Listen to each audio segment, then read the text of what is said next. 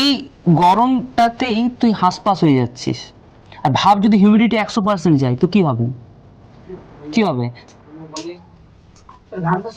ঘাম তো শুকাবে না, মানে তুই এই ঠান্ডা পরিবেশে এই যে রুমের ভিতরে বসে আছিস না, এই রুমের ভিতরে বসে থাকা সত্ত্বেও তোর শরীর গরম অনুভব করবে, লাগাতার গরম অনুভব করবে। আর তুই অতিরিক্ত গরমের জন্য তোর ব্রেন কাজ করা বন্ধ করবে, তোর হার্ট কাজ করা বন্ধ করবে, আর তুই সঙ্গে সঙ্গে মারা যাবে। আর এটা ঘটতে চলেছে। আর সেটার প্রভাবটা কিন্তু সব থেকে বেশি হবে এই তোর, এটা কি মাস চলছে? জুন, মে, মে, জুন জুলাই। আর যদি সেটা হয় তাহলেও কিন্তু তুই চলতে চলতে শেষ। খতরনাক পরিস্থিতি কিন্তু তৈরি হচ্ছে লাগাতার।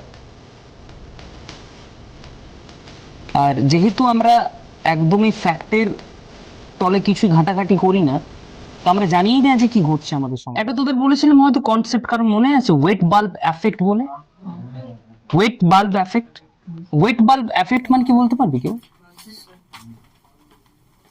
ওয়েট বাল্ব এফেক্ট,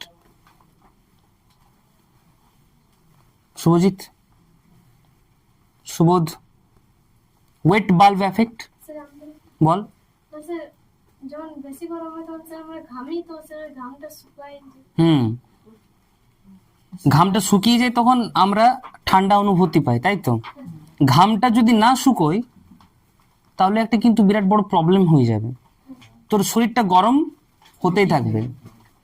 আমাদের শরীর কি রকম কাজ করে, এই যে নানা রকমের আমরা খাবার খাচ্ছি, সেটাকে আমরা বিপাক করি, বিপাক ক্রিয়া বলা হয় যেটাকে, মেটাবলিজম। শরীর কি করে, সেটাকে এনার্জিতে পরিণত করে। যে খাবারটা আমরা খাচ্ছি সেটাকে কিছু রূপান্তরিত করছে এনার্জিতে, কিন্তু সেই এনার্জিতে রূপান্তরিত করার প্রক্রিয়াতে হিটও তৈরি হয়, গরমও লাগে আমাদের। আর সেই গরমটা কি হয়ে বার হয়ে যায়?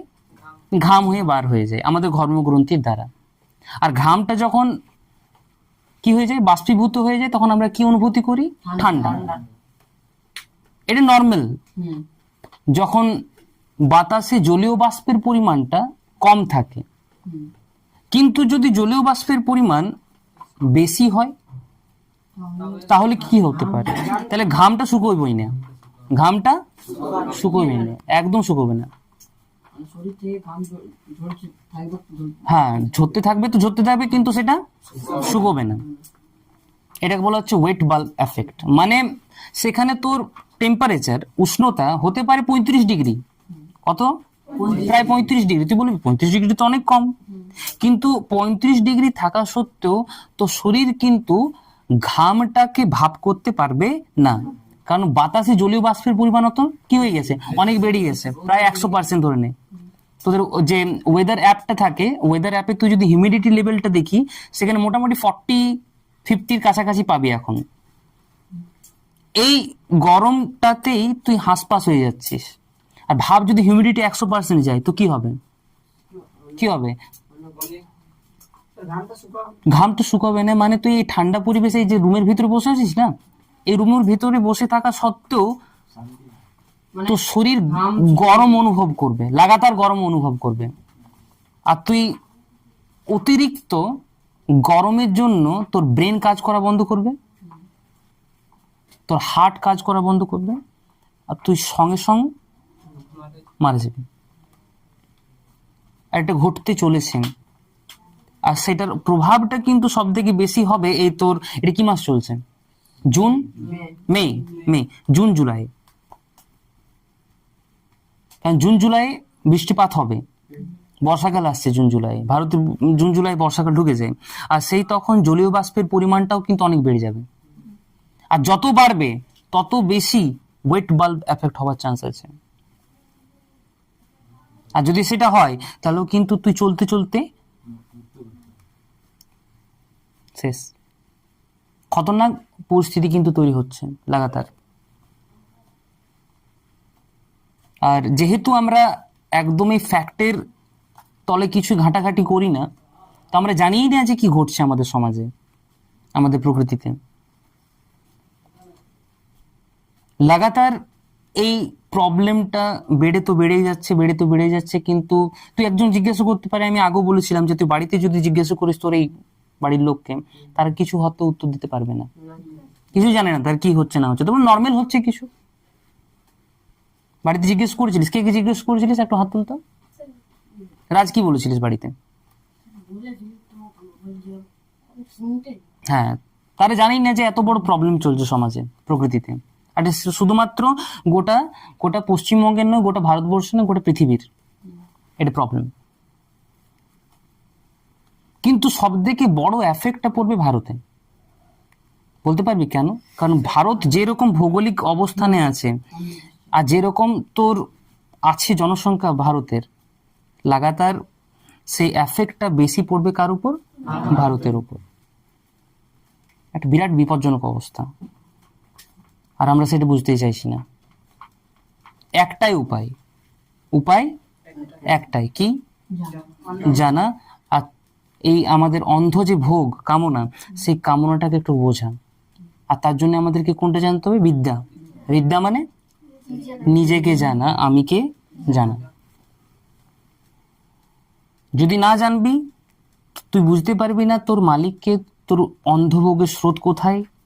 আর লাগাতার তুই কি করবি? শুধুমাত্র ভোগ করে যাবি, আর তাদেরকে তোদের মাথার আদর্শ করে রাখবি, যারা এই ক্লাইমেট চেঞ্জের জন্য মূল দায়ী। ক্লাইমেট চেঞ্জের জন্য মূল বা প্রধান দায়ী কিন্তু সাধারণ মানুষ নয়।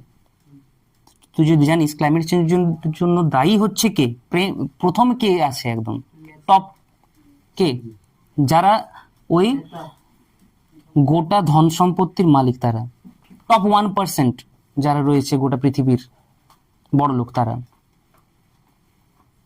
আমি অনেকবার বলেছি, যারা এমনি সাধারণ মানুষ, তারা তাদের 2000 বছরেও অতটা এমিট করে না কার্বন ডাইঅক্সাইড, যেটা তারা 1-2 ঘন্টার ইয়টে বা বিমান যাত্রায় করে নেয় তারা। কে দায়ী? সেটা ধনী ব্যক্তিগুলো। কিন্তু সাধারণ মানুষের কি দোষ তাহলে? তারা কি করে? ওই ধনী ব্যক্তিগুলোকেই মাথায় চাপিয়ে রেখেছে, তাদের প্রোডাক্টগুলো আমরাই কিনি। আমরা যদি তাদের প্রোডাক্ট কিনছি, এভাবে তো তাদেরকে আমরা কি দিচ্ছি? টাকা দিচ্ছি না। ভুলভাল আদর্শ করে রেখেছিস। দেখ তোরা ইনস্টাগ্রাম, দেখ তোরা সোশ্যাল মিডিয়ায়, দেখ যাদেরকে তোরা ঘাঁটছিস, কি কারণে ঘাঁটছিস, আর তাদেরকে তোরাই দিচ্ছিস ধন সম্পত্তি, তাই না? আর তারাই কি করছে? ক্লাইমেট চেঞ্জ করছে, তারাই কার্বন এমিট করছে। মূল প্রবলেমটা হচ্ছে আমাদের জনতার ভুল নির্বাচন। যে আমরা কাকে নির্বাচন করে রেখেছি সেটা দেখ। আমরা নেতাকে যখন ভোট দিই, তখন কি আমরা এটা দেখে ভোট দিই যে নেতা আমাদেরকে ঠিক শিক্ষা দেবে কিনা, এটার জন্য আমরা ভোট দিই? না ফ্রিবিজের জন্য দিই, যে নেতা আমাদেরকে 80 কিলো চাল, অত টাকা, বাস এটার জন্যই না। এবার তুই নেতাকে দোষ দিতে পারি, কিন্তু আমি দোষ দেবো জনতাকে প্রথম। মেন প্রবলেম নেতা নয়, মেন প্রবলেম কে? জনতা। জনতা জানে না যে কাকে নির্বাচন করতে হয়, তার ফলে ঠিকঠাক লোককে বসাচ্ছে না সিটে, আর তারাই উল্টা পাল্টা নিয়ম এনে আরো ক্লাইমেট চেঞ্জ করাচ্ছে। আর তারাই বড় বড় নেতাদের, আরো বিজনেসম্যান, তাদেরকে হেল্প করছে। মেন প্রবলেম তাহলে কি? জনতা মেন প্রবলেম। জনতা জানতেই চাইছে না। এই না জানার ফলে হচ্ছে ক্লাইমেট চেঞ্জ। বারবার বলছি, তো উপায়ও কি? জানা ছাড়া কোনো উপায় নেই। এত ভালো লাগুক খারাপ লাগুক, একটাই উপায় হয়, জানা। আর জানা যখনই বলা হয়, তখন লোকের ঘুম উড়ে যায়, জানতে হবে। আরে বাবা, যদি কেউ লাগাতার জানার প্রতি ইচ্ছা রাখে, তারা মাত্র এই প্রবলেমটার প্রতি সচেতন হবে।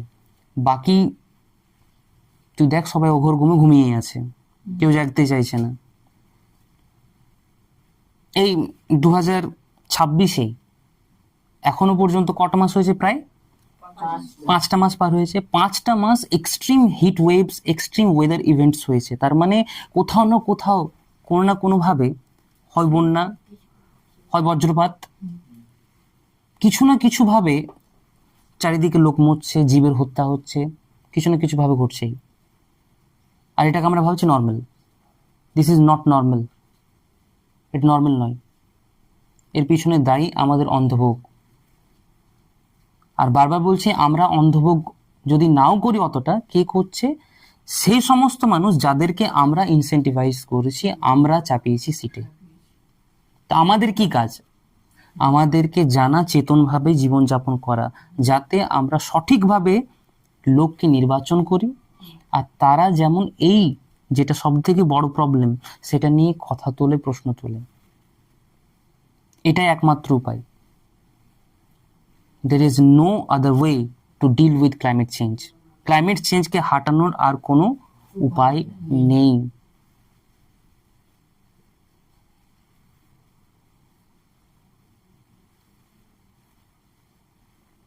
তার জন্যে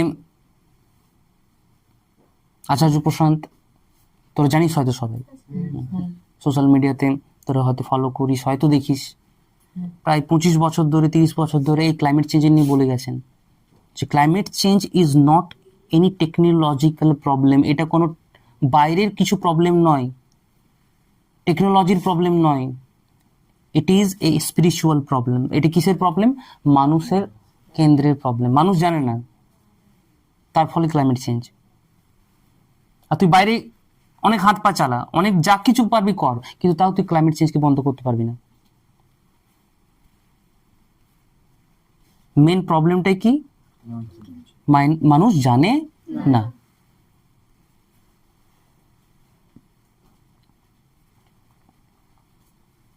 দেখ আমাদের জীবনধারাতে আমরা কি রকম অন্ধবিশ্বাসের নিয়ম পালন করি, তুই দেখ না। আমরা গঙ্গাকে কি বলি? মা বলি তো। গঙ্গা কি বলি আমরা? মা। তুই মায়ের অবস্থা দেখেছিস কি রকম আছে? তুই যদি গঙ্গার জলে স্নান করতে যাস, 1 সপ্তাহ টানা স্নান করেছিস, তোরটা কি হয়ে যাবে? চামড়ার রোগ, কিছু না কিছু রোগ হয়ে যাবে তোর। এটা মায়ের অবস্থা করেছি আমরা। কিন্তু তুই বিদেশে যা, বিদেশে তারা কিন্তু মা তা কিছুই বলে না, কিন্তু ওদের জলটা তুই খেতেও পারবি, কারণ ওদের মান্যতা নেই। আমরা প্রত্যেকটা জিনিসকে কিসে দেখি? মান্যতায়, অন্ধবিশ্বাসে।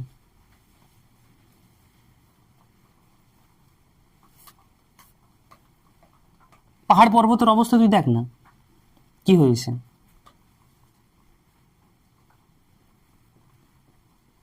প্রকৃতির আসল স্বরূপকে আমরা তছনছ করে ফেলেছি আমাদের এই অন্ধকামনার জন্য।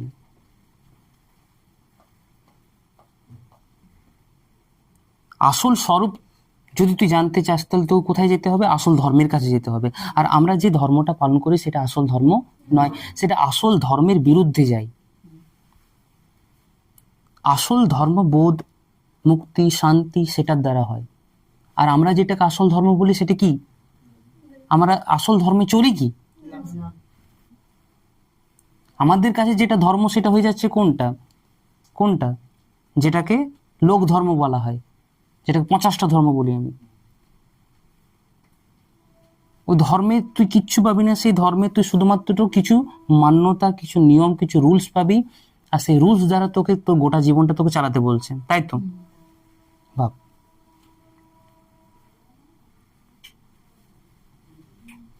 তো জীবন কোনোদিনও শান্তি পাবি না। তুই ভুলে যা যে তুই নিজেকে ঠিক করতে পারবি। আর তুই যদি নিজেকেই না ঠিক করতে পারবি, তুই ক্লাইমেটকে ঠিক করতে পারবি?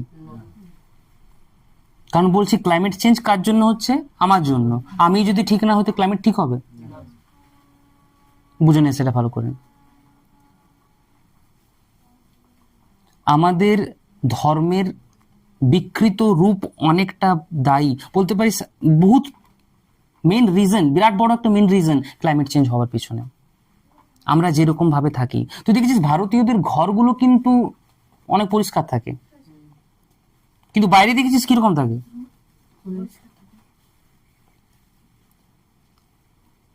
কি বলা হয়েছে এইখানকার ধর্মে? যে তোর ঘরটা তুই পরিষ্কার রাখ, আর বাইরে যে হচ্ছে হতে দে।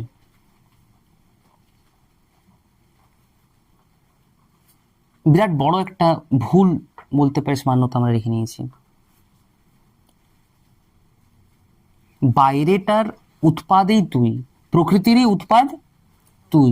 আমরা বেদান্তে কি পড়ছি? বেদান্তে যে আমির উৎপত্তি কোথার থেকে হচ্ছে? প্রকৃতি থেকে। তো তোর উৎপত্তি প্রকৃতি থেকে, প্রকৃতি ছাড়া তোর কোনো উৎসই নেই।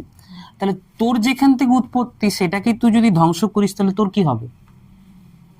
তোর কি হবে তাহলে? তোর যেখান থেকে উৎপত্তি সেখানে সেই উৎপত্তিকে তুই যদি লাগাতার ধ্বংস করছিস তাহলে তোর কি হবে? তোর কি হবে? তোর কি হবে?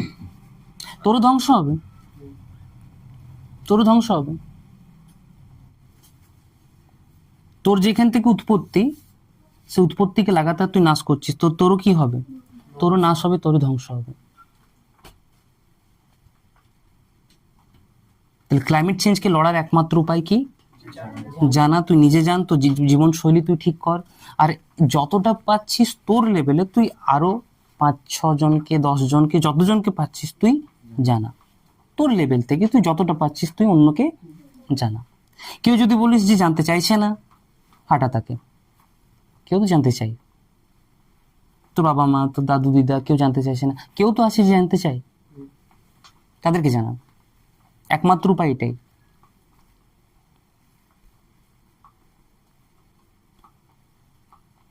তোকে সচেতন হতে হবে এবারে, না হলে এটা আটকানো সম্ভব নয়।